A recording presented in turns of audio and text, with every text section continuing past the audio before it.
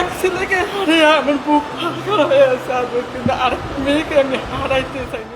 24-এর ছাত্র জনতার গণ অভ্যুত্থানে লালমনিরহাটে শহীদ জুবায়ের হোসেনের বোন জেসমিন আক্তারের চিকিৎসায় পাশে দাঁড়িয়েছেন বিএনপি চেয়ারম্যান প্রধানমন্ত্রী তারেক রহমান। শহীদ জুবায়ের 24-এর 5 আগস্ট লালমনিরহাটে শহীদ হন। তার একমাত্র বোন দ্বাদশ শ্রেণীর শিক্ষার্থী জেসমিন আক্তার ব্রেইন টিউমারে আক্রান্ত হয়ে ভুগছিলেন। বর্তমানে তিনি রাজধানীর নিউরোসায়েন্স হাসপাতালে চিকিৎসাধীন আছেন।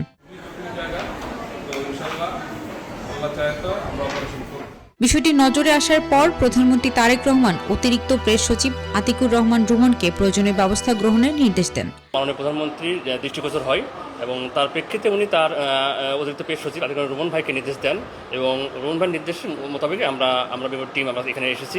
পরে আমরা বিএনপি পরিবার এর সদস্য সচিবের নেতৃত্বে একটি প্রতিনিধি দল নিউরোসায়েন্স হাসপাতালে যান। প্রতিনিধি দলটি শহীদ জুবায়েরের বাবা মায়ের সাথে কথা বলেন এবং জেসমিন আক্তারের চিকিৎসা সহায়তায় পাশে থাকার কথা জানায়।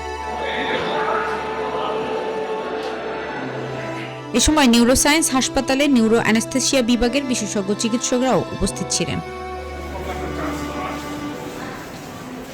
Desk report, me news 24।